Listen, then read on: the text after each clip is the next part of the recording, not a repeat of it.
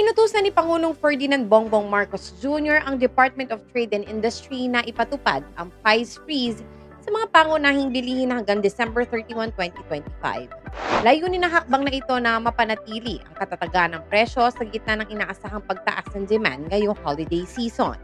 Saklaw ng price freeze ang mga sumusunod na produkto: canned sardines at canned meats, gatas at lahat ng uri ng gatas, instant coffee at bottled water, instant noodles at tinapay, asin, toyo, patis, suka, kandila at iba pang manufactured basic goods. Inatasan ni Marcos ang DTI na maghigpit at i-monitor ang maximum suggested retail prices, lalo na para sa mga imported na produkto kagaya ng bigas at iba pang pagkain. Pinayuhan din ni Pangulo ang DTI na makipag-ugnayan sa mga manufacturers upang mapanatili ang kasalukuyang presyo ng mga bilihin.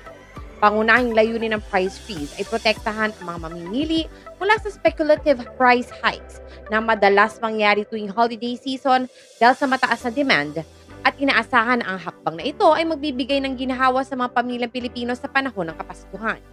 Bagamat ang price freeze ay makakatulong sa mga consumers, maaari magdulot ito ng hamon sa mga manufacturers at retailers na mapanatili ang kanilang kita dahil sa posibleng pagtaas ng operational costs. Tiniyak ni DTI Secretary Maria Cristina Aldiger Roque na makikipagtulungan ang lahat ng sektor ng industriya sa pamahalaan upang mapanatiling matatag ang presyo sa merkado, lalo na sa panahon ng Kapaskuhan.